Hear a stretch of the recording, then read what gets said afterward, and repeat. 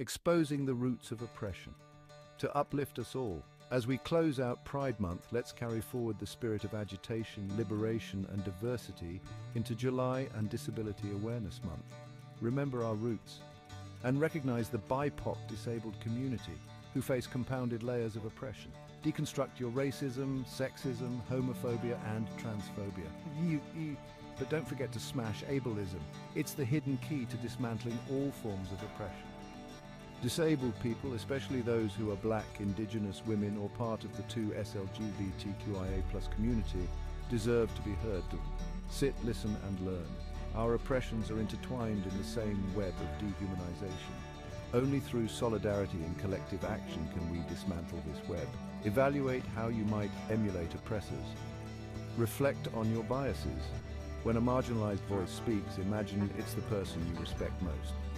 If your reaction changes, it's time to challenge your inherent biases. True freedom comes from dismantling the psychological tools of oppression. Together we can achieve liberation. Listen, learn, act. Why do 90% of us unknowingly reinforce oppression through our thoughts and words? Ever caught yourself assuming someone's poor because they're Black?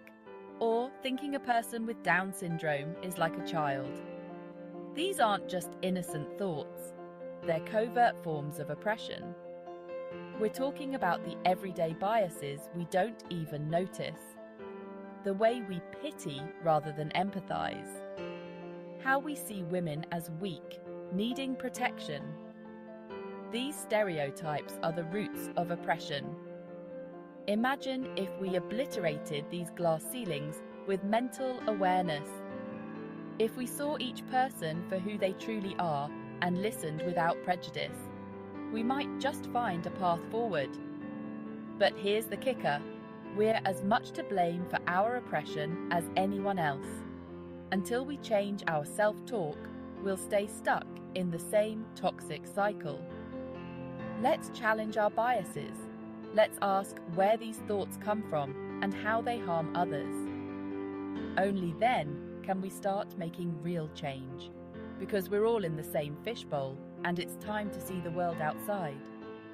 In closing, and most importantly going forward, let us first evaluate how we emulate our oppressors, the choice of words and concepts, their power in segregating and devaluing us, not just by the system but by each other, our conceptualization of others for their differences, how it impacts what we expect from them, how we'll limit them from their true potential based on that, how we will evaluate the notion of kinship because of it.